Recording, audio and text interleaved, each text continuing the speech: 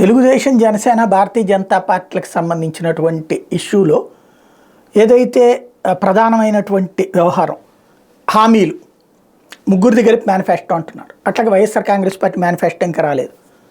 నా వైపు నుండి ఒక చిన్న సలహా, ఇదివరకు కూడా కొన్ని చెప్పిన వాటికి కొన్ని తీసుకున్నారు, కొన్ని పట్టించుకోలేదు. అందులో మధ్యతరగతికి స్థలాలు అన్నారు, అప్పుడు అని ఆగిపోయారు. మధ్యతరగతి వాళ్ళకి ఒక 10 లక్షల్లో ఇల్లు అలాట్ చేసేటటువంటి ఒక ఫార్ములా ఆలోచించండి.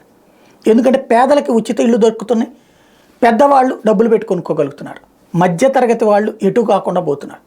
కనీసం ఓ 2 సెంట్ల స్థలంలో ఒక ఇల్లు, 100 గజాల స్థలంలో ఒక ఇల్లు, లేదా ఒక అపార్ట్మెంట్ ఫ్లాట్ 10 లక్షలకి ఇస్తే కనుక మధ్యతరగతికి ఎవరైతే 3 లక్షల రూపాయల పైన ఆదాయం, 10 లక్షల లోపు ఆదాయం ఉన్న వాళ్ళకి ప్రభుత్వం ఇవ్వడానికి రెడీ అయితే హ్యాట్స్ ఆఫ్.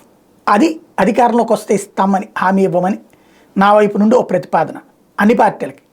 ఈవెన్ తెలంగాణలో కాంగ్రెస్ పార్టీ, అక్కడ బీజేపీ, అక్కడ బీఆర్ఎస్ కూడా. రెండవ ప్రతిపాదన డయాగ్నసిస్.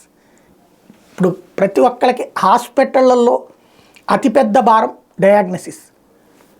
1,00,000 రూపాయలు ఖర్చు అవుతుందంటే అందులో 30,000 రూపాయలు హాస్పిటల్ డాక్టర్లకి, హాస్పిటల్కి ఖర్చు అయితే 70,000 రూపాయలు డయాగ్నసిస్ అవుతుంది. ప్రతిదానికి టెస్ట్, బ్లడ్ టెస్ట్ దగ్గర నుంచి షుగర్ టెస్ట్ దగ్గర నుంచి ప్రతిదీ డబ్బు డబ్బు డబ్బు డబ్బు.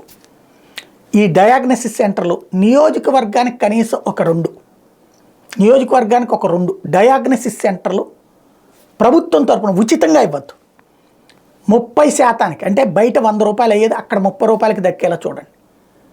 ఇవి సామాన్యుడికి నేరుగా టచ్ అయ్యి, అది మధ్యతరగతికి, ఇది పేదలకి. ఆలోచిస్తే బెటర్.